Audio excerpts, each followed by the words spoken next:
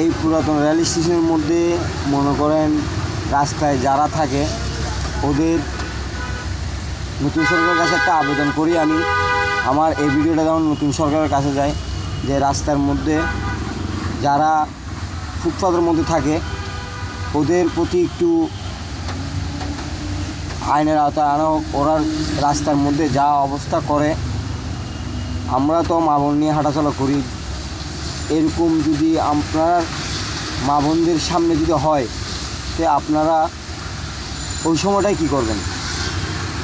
ওই সময়টায় আপনারা কী করবেন, যে সময়টাতে রাস্তায় হাঁটা চলার মধ্যে আপনি যখন একটা খারাপ কিছু দেখবেন যে রাস্তার মধ্যে একটু খারাপ কাজ হচ্ছে বা অন্য কিছু হচ্ছে, তো আপনার পাশে আপনার মা বোন যেই থাক ওদের সামনে আপনি ওই রোডে হাঁটতে পারবেন না।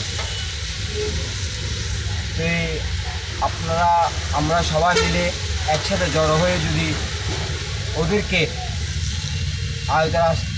আইনের আওতায় আনা হয় তাহলে আমাদের প্রতিটা রাস্তা অলিগলি সবাই ভালো থাকবে, সুস্থ থাকবে। সবাই ভালো থাকবেন, সুস্থ থাকবেন। এই কারণে আমাদের আসসালামু আলাইকুম।